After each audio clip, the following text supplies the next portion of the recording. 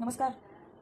Food जल्लोषमध्ये आपलं स्वागत आहे. आज आपण वेगळा पदार्थ बनवणार आहोत, ज्याचं नाव आहे खसखस आणि खोबऱ्याची आमटी. ही सहसा पौष्टिक पण आहे, छोट्या मुलांना दिली तर खूपच हेल्दी आहे. ज्यांना म्हणजे जे वयस्कर झालेले असतात त्यांना झोपेचा प्रॉब्लेम असतो, त्यांना झोप सहसा येत नाही, ती त्यांना दिली तरी चालते. म्हणजे जेणेकरून खसखसमुळे झोप छान येते. ही खसखस आणि खोबऱ्याची आपण आमटी बनवणार आहोत आज, जेणेकरून बाळांना जर दिली, मुलांना, लहान मुलांना, त्यांना नक्की आवडेल आणि त्यांची तब्येतही सुधारेल.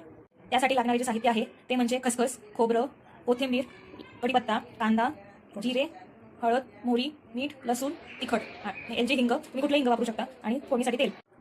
आता आपण खोबरं आधी मिक्सरला वाटून घेऊया. थोडंसं मीठ टाकलं तर ते लवकर पटकन बारीक होतं. खसखस खोबऱ्याचं वाटण झाल्यानंतर आता आपण खसखस चांगली धुवून ती मिक्सरला बारीक वाटून घ्यायची. थोडंसं पाणी नंतर ऍड करायचं, आधी सुकीच वाटून द्यायची आहे. आता आपली खसखस चांगली वाटून झालेली आहे. त्यात आता खोबरं टाकून परत एकदा फिरवून घ्यायचं आहे. खसखस व खोबरं छान वाटून घेतलेलं आहे. त्यात थोडंसं पाणी ऍड करायचं आणि त्याची पेस्ट बनवायची आपल्याला छानपैकी अशी. हे बघू शकता आता तुम्ही, आपलं वाटण छान तयार झालेलं आहे. याला आपण आता छानशी फोडणी देऊयात. आता आपण छान फोडणी देऊयात. तेल घालूयात. तेल चांगलं गरम झालं की आपण मस्तपैकी ना त्याला मोहरी टाकूयात.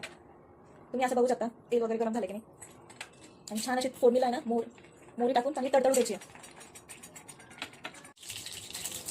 छान आता मोहरी तडतडली आपली. आपण आता त्याच्यात जिरे घालूयात. जिरे छान तेलात फ्राय झाले की आता आपण त्याच्यामध्ये कढीपत्ता घालूया. कढीपत्त्याने चव छान येते आमटीला. तर तुम्हाला तुमची इच्छा, तुम्ही टाकू शकता, किंवा एखाद्याला आवडत नाही त्याच्याने नाही टाकलं चालेल. आपण आता कांदा टाकूया त्याच्यात. कांदा छान परतला गेला आहे. आपण आता त्याच्यामध्ये ना मीठ टाकूया. वाटणामध्ये तुम्हाला जर म्हणजे जे आपण खोबरं आणि खसखसचं जे वाटण केलेलं आहे त्यात तुम्ही लसूण घालू शकता वाटायलाच, नाहीतर मग त्याचे तुकडे करूनही तुम्ही आमटीला वापरू शकता. आता आपण हळद घातलेली आहे छानपैकी. मस्त फोडणी आता आपली तयार झालेली आहे. आता एलची हिंग वापरूयात. हिंग तुम्ही कुठलेही वापरा, पण एलजीचं चांगलं आहे क्वालिटी, बरेच दिवसापासून वापरतो त्याच्यामुळे माहिती आहे. आता तिखट घालूयात आपण त्याच्यामध्ये, आणि जे आपण आता जे वाटण बनवलं आहे ते टाकूयात. हे चांगलं परतलं की आपण जे आपलं वाटण घालूयात आपण त्याच्यामध्ये. आता आपण जे वाटण केलंय ते घालूयात आणि छान परतू देऊयात.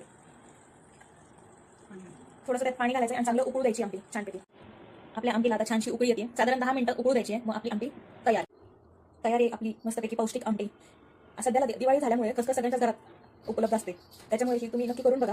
व्हिडिओ आवडल्यास लाईक करा, चॅनलला सबस्क्राईब करा, आणि तुम्ही नक्की करून बघा ही पौष्टिक खोबरं आणि खसखसची आमटी.